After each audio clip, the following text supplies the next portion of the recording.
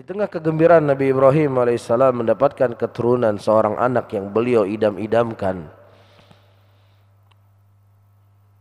Allah Subhanahu wa taala memerintahkan Ibrahim untuk membawa istri dan anaknya ke sebuah lembah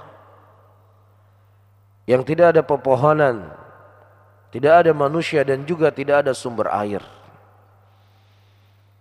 Kemudian Allah Subhanahu wa taala memberikan ujian kepada Ibrahim, apakah beliau lebih memilih nikmat yang Allah Subhanahu wa taala berikan tersebut berupa seorang anak, atau dia lebih memilih untuk menjalankan perintah Allah Subhanahu wa taala. Diceritakan oleh Imam Bukhari rahimahullah dalam sahihnya, ketika Ibrahim dan Hajar serta Ismail tiba di sebuah lembah tersebut,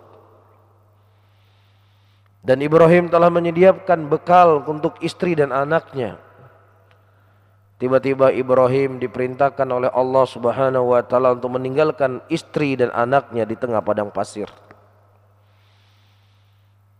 Berangkatlah Ibrahim alaihissalam. Kemudian Hajar memanggil suaminya, "Ya Ibrahim, aina tadhhabu wa tatrukuna bihadzal wadi?" Wahai Ibrahim, hendak kemana engkau pergi? Apakah engkau ingin meninggalkan kami di tengah padang pasir yang seperti ini? Ibrahim alaihissalam tidak menoleh, saudara-saudaraku. Beliau terus berjalan. Mungkin kalau seandainya beliau menoleh ke istri dan anak-anaknya, perasaan seorang ayah, apalagi sudah menunggu sekian lama kehadiran seorang anak, perasaan seorang suami yang meninggalkan seorang wanita yang lemah di tengah padang pasir yang tidak ada sumber kehidupan, mungkin beliau akan iba. Mungkin beliau tidak rela dan tidak tega untuk meninggalkan istri dan anaknya. Tapi Ibrahim tidak menoleh kepada istri dan anaknya, karena beliau sadar tugas pokok beliau tinggal di dunia ini adalah menghambakan diri kepada Allah Subhanahu wa taala.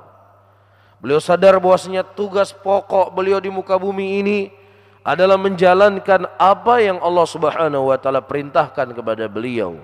Wa ma khalaqtul jinna wal insa illa liya'budun. Dan tidaklah aku menciptakan jin dan manusia kecuali mereka untuk beribadah kepadaku. Profesi kita di dunia ini bermacam-macam, saudara-saudaraku. Seorang ayah, seorang ibu, seorang anak, masing-masing kita punya tugas. Orang yang bekerja di perusahaan A, orang yang bekerja di sebuah instansi. Ini merupakan profesi-profesi kita, keseharian kita. Namun ketahuilah, ini bukan tugas pokok kita tinggal di muka bumi ini. Ini merupakan tugas kesekian. Tapi tugas pokok kita tinggal di muka bumi ini adalah menghambakan diri kita kepada Allah Subhanahu wa taala. Dan siapa yang seseorang mengedepankan tugas pokoknya sebagai hamba Allah, maka Allah Subhanahu wa taala akan memudahkan urusan-urusannya yang lainnya. Tetapi ketika dia lebih mengutamakan yang bukan dari tugas pokoknya, maka Allah Subhanahu wa taala akan mempersulit kehidupannya di dunia dan di akhiratnya. Sejarah Nabi Ibrahim membuktikan kepada kita, saudara-saudaraku muslimin, sesuatu yang tidak masuk akal. Seorang wanita dengan seorang bayi ditinggalkan di tengah padang pasir, tetapi Ibrahim yakin ini merupakan perintah Allah. Allah yang Maha Kuasa, Allah yang akan menjaga keluarganya. Kemudian Hajar kembali memanggil Ibrahim. Ya Ibrahim, amarakallah bihadza.